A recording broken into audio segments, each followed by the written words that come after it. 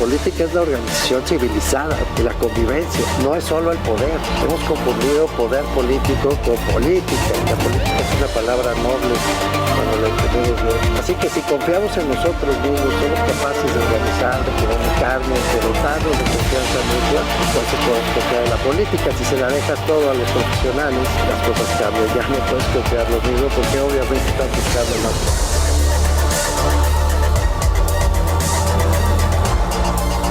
Bienvenidas, bienvenidos. A lo largo de este año tuvimos varias conversaciones con personas realmente muy informadas, muy calificadas, varias conversaciones sobre el proceso de militarización o de militarismo, como ustedes prefieran revisarlo. Vamos a verlo a lo largo de este programa especial. Los fragmentos fueron seleccionados con Montserrat Rivas, que nos ayuda en esta hechura de programas especiales. Y vamos a empezar con alguien que dice que no debemos preocuparnos por la militarización. Javier Oliva, un experto en la materia, dice: calma, vamos a escucharlo. ¿Debemos preocuparnos, te pregunto directamente, por este auge que está viviendo las Fuerzas Armadas en este momento en nuestro país? No, mi respuesta definitiva es que si la preocupación tiene que ver con alguna acechanza sobre nuestra estructura democrática, sí, sobre nuestros procesos de representación política, de ninguna manera. Okay. Incluso, si me permites, si tú como connotado académico e investigador, que conoces bien la historia de nuestro país, de México contemporáneo, en 1946, cuando es electo el primer presidente del PRI, Miguel Alemán Valdés, civil, y el presidente civil, exactamente, él va a crear la Dirección Federal de Seguridad, que después se descompondría en la policía política del régimen y después generaría los primeros verdaderos líderes del narcotráfico en México. La va a fundar en 1946 con 10 capitanes jóvenes egresados del heroico Colegio Militar, entre ellos el legendario Fernando Gutiérrez Barrios. Sí.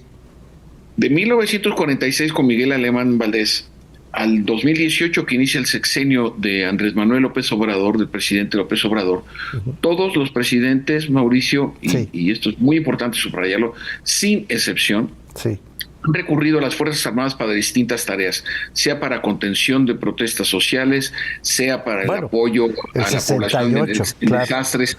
Entonces, esto es importante señalarlo, porque también eso tiene que ver directamente con un malentendido concepto de militarismo, que en el contexto latinoamericano sabemos que el ciclo de golpes de Estado comienza en Brasil en 1964, termina hasta el 93 con el plebiscito que pierde Pinochet, pero ahí sí había militarismo porque eran los militares los que iban a presionar al estamento civil, buscando prebendas, leyes, ventajas, presupuestos.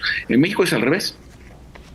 Es el estamento civil, el poder civil, el que va y busca a los militares. Yo por eso soy un permanente polemista sobre este concepto. Es muy interesante lo que nos dijo Javier Oliva y todavía confirma en esta conversación que tuvimos con él que los militares obedecen a los civiles. Los errores no son tanto de ellos, nos dice Javier Oliva, cuanto de las personas que dan las órdenes. Miren lo que nos cuenta. Pero no hacían aeropuertos, ¿no? No hacían sucursales bancarias, no repartían becas, ¿no? O sea, ¿pero quién se los ordenó? Ya, yo entiendo. Pero quiero decir, ¿dejarían de hacer eso? Sí, claro, con el próximo presidente, claro que lo hacen. Ellos reciben instrucciones. Y van a obedecer. Es que aquí el tema hay que recordar la mudanza que hay del candidato presidencial Morena, del presidente electo al presidente en funciones. Yo quiero recordarle a nuestro, ¿qué tal ya dije nuestro público? A nuestro auditorio, a nuestro público, es el tuyo, Javier. Es el tuyo. Estoy muy agradecido con la oportunidad. No, fíjate que es bien interesante. Cuando el candidato presidencial de Morena se refiere a un evento de un enfrentamiento en Tepic, un enfrentamiento nocturno entre el personal de la Armada de México y un grupo criminal muy peligroso. El candidato presidencial al otro día, y ahí están los testimonios en los periódicos. Sí, se enojó. Señala que la Armada de México asesinó a adolescentes sin tener una sola prueba. Así es. De ahí pasa a proponer la creación de la Guardia Nacional, porque la transición administrativa en México es una de las más largas en el mundo, casi 6 meses. Modifica su punto de vista luego de bueno, esta es especulación mía y lo digo con toda sinceridad. Lo puso en su libro, esto del cambio, antes de ser presidente de la República. ¿No? Entonces, sí. Porque recibe información ya como presidente electo, información sensible y confidencial, y se da cuenta que una cosa es andar en la campaña y otra cosa es enfrentar los problemas de Estado. Sí. En otra conversación que tuvimos a lo largo de este año, Alejandro Madrazo, otro gran especialista en la materia, nos trata de explicar qué es, sin embargo, qué significa la militarización y cuáles son las formas en que debe abordarse. No es tan optimista como Javier Oliva. Vamos a escuchar a Alejandro Madrazo. Yo creo que hay que mantenerlo lo más simple posible. Sí. Militarización, el término ización, así como el término regulación o liberalización de un mercado, es volver a algo más libre o volver a algo más regulado. En este caso es volver a algo más militar. Y hay dos grandes formas en las cuales volvemos al país más militar o a las instituciones más militares. Una es entregándole una función pública directamente a los cuerpos militares. O sea, militarizamos la seguridad pública cuando en vez de tener policías tenemos a soldados patrullando las calles. Esto fue lo que hizo Felipe Calderón en el 2006, para entendernos. Es lo que hizo masivamente Felipe Calderón en el 2006. De acuerdo. Otra forma de militarizar es adoptar prácticas, adoptar usos o incluso adoptar personal militar para cumplir funciones civiles.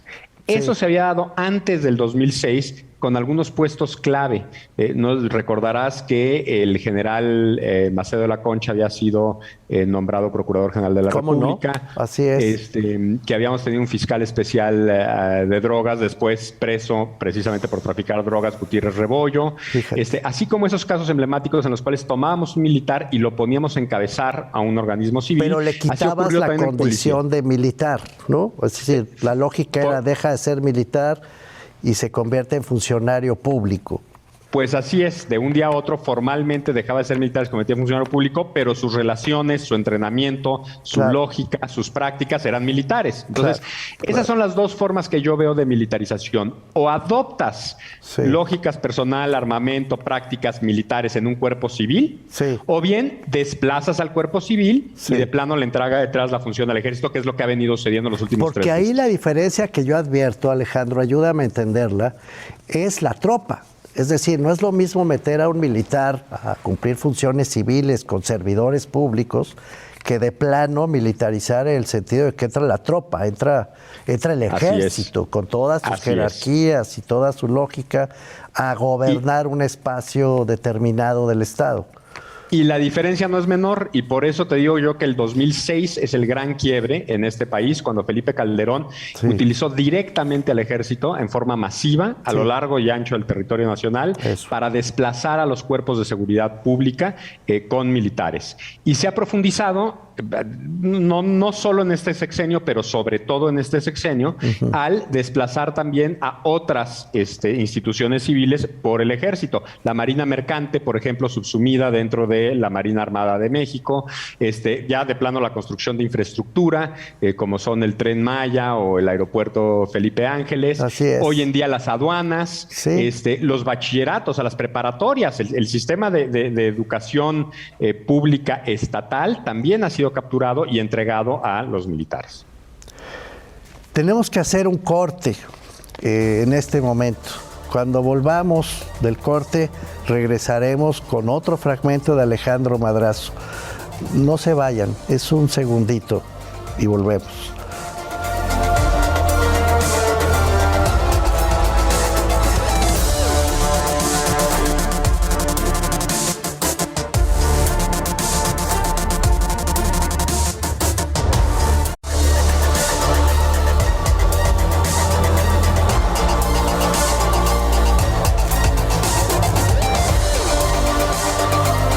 Estamos de vuelta y vamos a escuchar otro fragmento de la conversación que tuvimos con Alejandro Madrazo.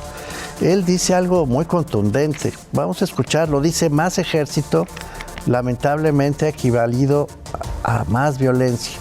Así funciona. A ver, los datos, la experiencia de ya 15 años de una militarización masiva de la seguridad pública, lo que nos dicen es exactamente lo contrario. A ver. Entre más usamos al ejército, más se desata la violencia en el país. Sí. El ejército es un detonador de violencia, es más, yo te diría, es el principal motor de la epidemia de violencia que hemos vivido desde el año 2009. Perdón, es que te escuchaste, quiero subrayar lo que acabas de decir. El ejército es el principal detonador de la violencia que hemos vivido desde el 2009, ¿eso dijiste? Eso dije, lo sostengo y lo sostengo con base en estudios empíricos que llevamos 10 años haciendo. O sea, vamos, no estamos improvisando aquí, llevamos 10 años de recabar datos y de analizar datos e incluso podemos calibrar. Cada tiroteo en el que participa el ejército incrementa los homicidios en ese municipio 9%. Okay. Imagínate lo que implica en municipios donde han habido más de 100 tiroteos. En Nuevo Laredo, etcétera. Cada uno de esos tiroteos es 9% subir los homicidios, 9% subir los homicidios, 9% subir los homicidios. Cuando los tiroteos son de fuerzas de seguridad pública civiles, es de 6% el incremento. O sea, es mala política salir a patrullar y echar bala para tratar de amedrentar a la delincuencia organizada. A la delincuencia organizada se le combate con dos cosas. Con inteligencia, o sea, con procuración de justicia profesional que pueda realmente investigar, rastrear, seguir sus movimientos y acreditarlos ante un juez. Y con policías locales de proximidad que tengan contacto con las comunidades de forma que las comunidades sepan acudir a las autoridades y tengan confianza para acudir a las autoridades. El ejército destruye ambas posibilidades, porque el ejército lo que sabe es ejercer violencia y específicamente violencia letal. Y entonces el ejército, por una parte, destruye la posibilidad de inteligencia porque lo que hace es echar bala, y por otra parte, desplaza a las policías locales.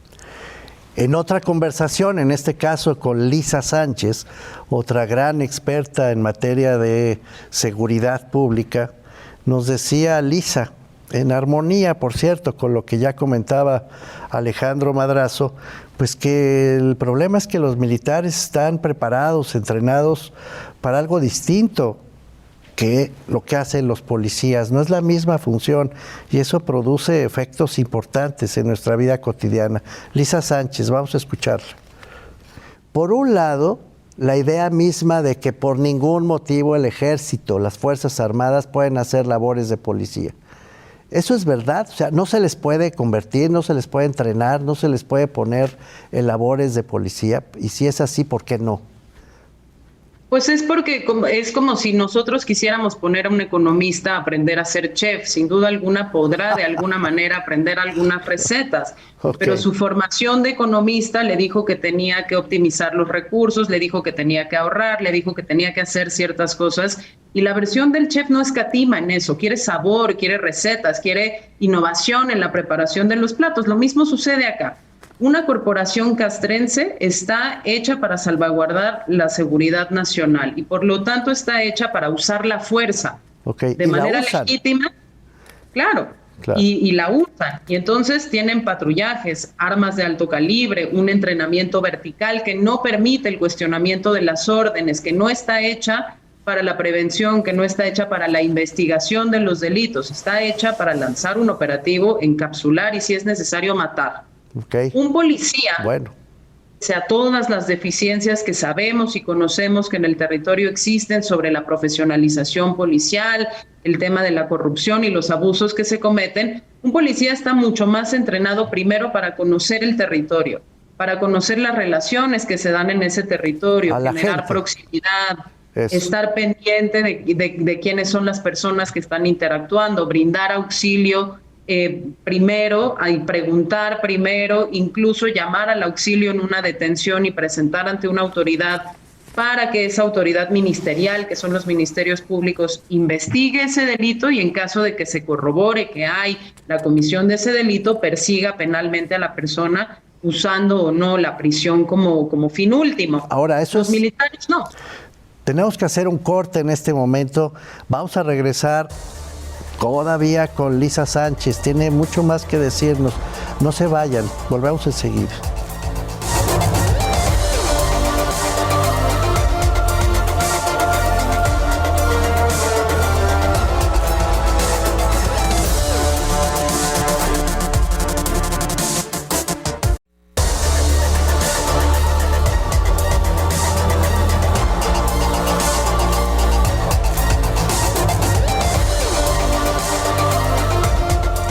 Estamos de vuelta en este programa especial sobre militarización y volvemos para tomar otro fragmento de la conversación que tuvimos con Lisa Sánchez. Hay una dimensión política, obviamente, en estos enfoques sobre la participación cada vez mayor o no de los militares en prácticamente todo. Lisa Sánchez nos hace notar que la verdad fue el presidente el que lo ordenó. Escuchémosla. Y el propio presidente lo reconoce y dice es que no hay de otra. O usamos a las Fuerzas Armadas o no tenemos nada, porque no hay policías. Eso lo dice el presidente y eso pues sí nos deja un poco desarmados frente a esta decisión de militarización. Mira, yo te diría que hay dos cosas aquí. Uno, es imperdonable que él diga que cambió de opinión pocos días después de tomar el poder, después de que estuvo 12 años recorriendo el país y se suponía que tenía todas las respuestas justamente porque había identificado a nivel territorial, ¿no?, que era de lo que adolecíamos y cuáles eran las opciones que teníamos. Pero yo te voy a decir otra cosa que es todavía más grave. El círculo es tan perverso que es que todos los líderes podrán decir exactamente lo mismo que el presidente Andrés Manuel López Obrador hasta que alguien no se decida a romperlo. ¿Por qué? Porque a la gente le dicen, como no hay policías suficientes, es mejor que las Fuerzas Armadas se hagan cargo. Lo que no le dicen es que las Fuerzas Armadas siempre han cobrado de manera permanente por su labor de Fuerzas Armadas y cada función policial que se les da cobran un extra. Por lo tanto, no es una política eficiente en términos de dinero, porque lo que hemos hecho es desfondar justamente el financiamiento de la creación y profesionalización de policías y autoridades de justicia, mientras engrosamos los presupuestos de esas Fuerzas Armadas, pagándoles un sobresueldo para hacer las mismas tareas de policía. ¿Qué es lo que pasa? Que al final el dinero se... para quien de hacer, nunca tienes el óptimo de estas cosas y por lo tanto la excusa se mantiene perenne. Es una de estas famosas profecías autocumplidas. Te pongo un solo ejemplo. De 2006 a 2022, el presupuesto de la Secretaría de la Defensa Nacional en términos reales, es decir, ya descontando las inflaciones, ha crecido 163%.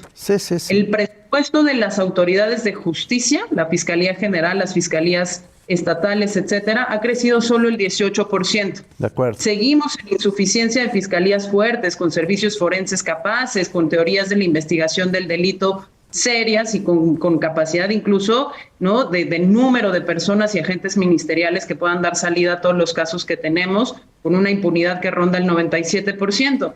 Pero si incrementamos 163% acá y solo 18% acá, ¿cuándo vamos a tener el acá que sea suficiente para quitar este? La respuesta es prácticamente nunca, y entonces mientras sigamos haciendo lo mismo, seguiremos teniendo exactamente la misma debilidad que encontramos en el diagnóstico como el problema de origen. Sin embargo, no es el problema de origen, hay recursos suficientes para crecer lo otro. Lo que pasa es que la decisión política se ha inclinado por fortalecer a las Fuerzas Armadas, porque en el fondo hay una especie de voluntad de gobierno por control territorial y coadyuvanza con las Fuerzas Armadas, que son verticales, centralizadas, que son capaces de seguir las órdenes, y nunca nos hemos puesto a pensar qué pasa cuando hay un cambio de gobierno y es otro el que da las órdenes. Esa capacidad de institucionalizar ese poder de las Fuerzas Armadas es lo que nos va a tomar generaciones desmontar, y yo te diría que en el medio lo que se sigue perdiendo es la seguridad de las personas, la integridad de sus bienes y la vigencia de sus derechos humanos. Eunice Rendón cierra este programa especial sobre militarización en México. Es otra experta en la materia y tiene razón, o por lo menos yo creo que tiene razón. Dice que la salida militar, en todo caso, si es indispensable, pues es la opción desesperada, porque se nos fueron agotando todas las demás. Es terrible lo que nos dice Eunice Rendón. Vamos a escucharla. Pero en las últimas semanas, en este tiempo en el que vivimos tan agitado, se ha dicho o el ejército o esto va a continuar e incluso empeorar. Como si esa fuera la única opción. O entra el ejército o estamos literalmente en peor riesgo del que ya estamos. ¿Esto es cierto, Eunice? ¿Es así? Pues yo creo que esa es la medida desesperada que toman todos los gobiernos ante estrategias fallidas en la seguridad pública. Ese es como el último grito de desesperación. Y tan es así que los militares en la calle, el ejército, en la seguridad pública tampoco es nuevo, ¿no? Data incluso desde la época de Cedillo, algunas muestras de esto que se incrementó mucho más luego con Fox y luego Calderón, que es el que saca más al ejército a las calles, y de ahí Peña lo mantiene igual. Primero Peña en su primera mitad del sexenio apuesta por una política de prevención, pero pues también claudica muy pronto y a partir del tercer año otra vez se va hacia esta estrategia principalmente militarizada. Y lo mismo hemos visto ahora con el presidente Andrés Manuel, que repito, habló mucho de ir a las causas y de trabajar desde esta parte y desde este fenómeno social, que incluso a mí la verdad esta estrategia de abrazos y no balazos bien diseñada, con buena metodología, con gente experta en el tema y de manera adecuada tiene mucho sentido en un país como el nuestro, pero tampoco han hecho eso. Es decir, no basta con las palabras. Yo creo que tenemos que entender que pues debemos poner en marcha esquemas mixtos de atención que se concentren sí en la persecución de victimarios, pero que también puedan atender y reducir el número de delincuentes y los factores justamente de atracción que los llevan a delinquir. Y el ejército finalmente ha estado ahí y no ha cambiado la situación. Seguimos teniendo estos problemas de seguridad, ¿no? Sí. Que teníamos antes y los seguimos teniendo. Entonces, el aumentar incluso los presupuestos del ejército tampoco ha funcionado para cambiar las cosas y yo creo que así va a seguir. Es decir, el ejército sí puede servir en una especie de disuasión, pero hasta ahí porque finalmente el 95% de los delitos en nuestro país, Mauricio, son del fuero común. Sí. Entonces, pues esto tocaría más bien fortalecer a policías locales, municipales, estatales, a que realicen sus tareas de manera adecuada, el cuidado de la seguridad, que sean profesionales, que tengan el equipo necesario, en fin, fortalecer esa parte es una prioridad que pareciera que no lo es para este gobierno, ¿no? La menor y los militares en la calle pues no van a resolver. Se nos acabó el tiempo en estas magníficas conversaciones, fragmentos de magníficas conversaciones sobre militarización que tuvimos a lo largo del año. Sí, tenemos un problema con la militarización del país y sí quisimos dejar constancia de nuestra preocupación al respecto. Muchas gracias por acompañarnos. Nos vemos en la siguiente conversación.